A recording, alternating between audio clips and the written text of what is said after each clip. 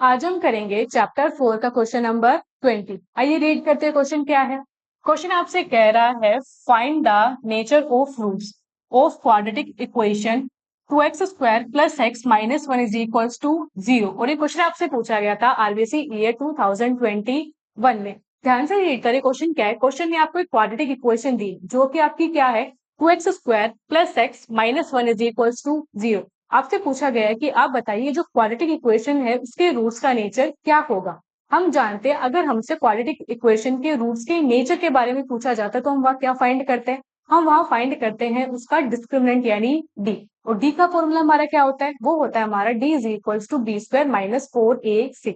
यानी हमें यहाँ क्या पता होना चाहिए, हमें यहाँ ए बी और सी की वैल्यू पता होनी चाहिए। अब वो ए बी और सी की वैल्यू हम कैसे फाइंड करेंगे, जो गिवन क्वाड्रेटिक इक्वेशन है आप उसे कंपेयर करेंगे स्टैंडर्ड क्वाड्रेटिक इक्वेशन से, और कंपैरिजन से आप क्या करेंगे एबीसी की वैल्यू फाइंड करेंगे।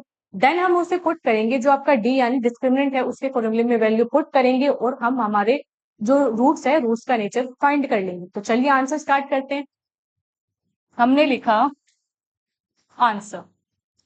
सबसे पहले हम वो लिखेंगे जो क्वेश्चन ने दिया है। क्वेश्चन ने दिया है एक क्वाड्रेटिक इक्वेशन, तो हमने लिखा गिवन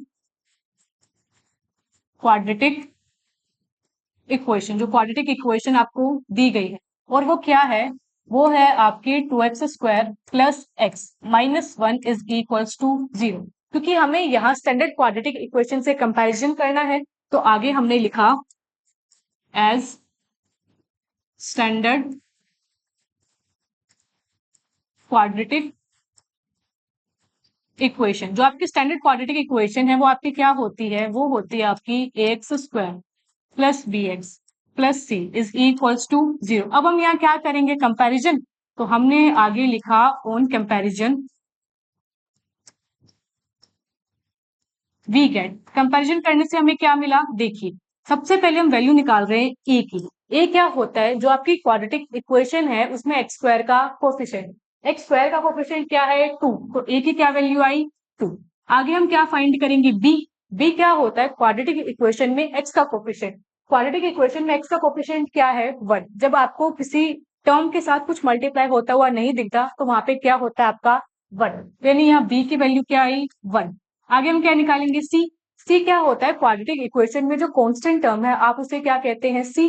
तो यहाँ कांस्टेंट टर्म आपकी क्या है माइनस का 1। तो जो सी है सी की क्या वैल्यू आई माइनस का 1। अब क्योंकि हमें ए बी और सी सारी वैल्यूज मिल चुकी है तो आगे हम क्या करेंगे इन वैल्यूज को पुट करेंगे डिस्क्रिमिनेंट के फॉर्मूले में। तो चलिए आगे लिखिए। हमने लिखा वी नो दैट, हम जानते हैं, हम क्या जानते हैं d यानी डिस्क्रिमिनेंट का फॉर्मूला। तो हमने लिखा we know that d is equals to B square minus 4ac। अब हम क्या करेंगे बस इस फॉर्मूले में आपकी एबीसी की वैल्यू पुट करेंगे और वहां से हम हमारा जो नेचर है रूट्स का उन्हें फाइंड करेंगे। तो चलिए लिखिए d is equals to b का स्क्वायर, b क्या है आपका 1, तो ये क्या आया 1 का स्क्वायर माइनस का 4 इंटू a क्या है आपका 2, तो a की जगह रखा 2 इंटू सी क्या है आपका माइनस का 1।